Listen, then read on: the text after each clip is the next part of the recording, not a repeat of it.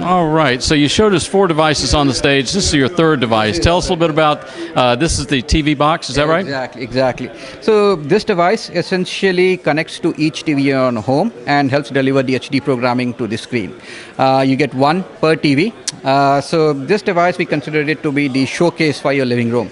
It's pretty powerful, but it's small enough to fit in the palm of your hand, and it runs completely quiet because we don't have any fans inside it. So we spend a lot of time in optimizing the thermal design for these devices so that they run quiet without creating a lot of noise. The other thing that these devices have is this Mocha 2.0 connection. Of course, they have the standard AV ports to connect to your TVs and so on and so forth.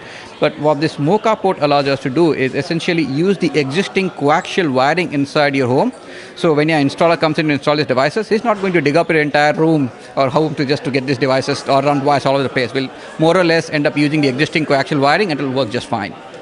Is that the same as PoE, Power over Ethernet? No, that's different. The PoE is what we have in the fiber jack.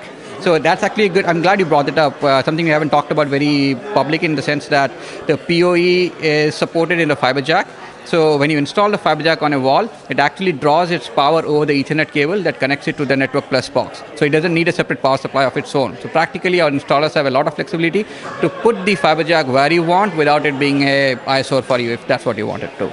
And then how have you optimized this for Wi-Fi to make sure you're not interfering with those 8 simultaneous streams over 6 different TVs? All right. So first of all, the TV programming content, which is the 8 records and the 6 playback, that runs over the wired connection. So it doesn't really interfere with the Wi-Fi packets flowing around in the wire as such.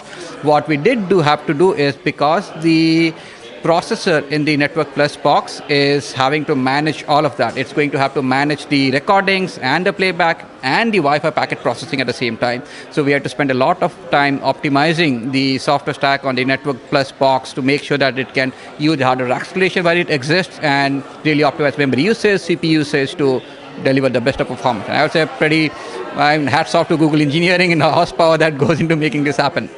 On the TV box, we have done similar optimizations to make sure that, like I said before, these devices are capable of working as a Wi-Fi extender, as a local hotspot in your faraway rooms in your home, in addition to delivering HD content.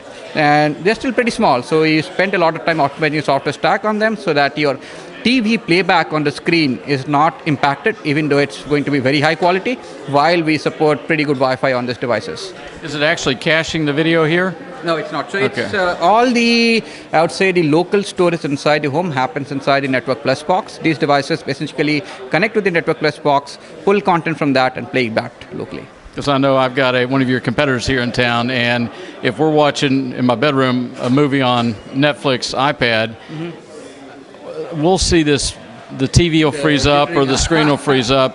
What's causing that?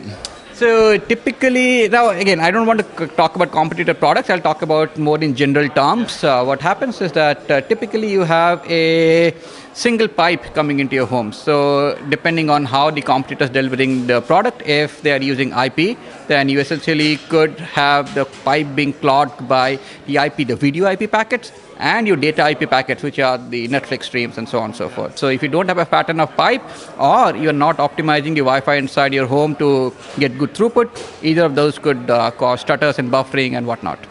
Thank you. Sure. So now one more quick device and we'll be done.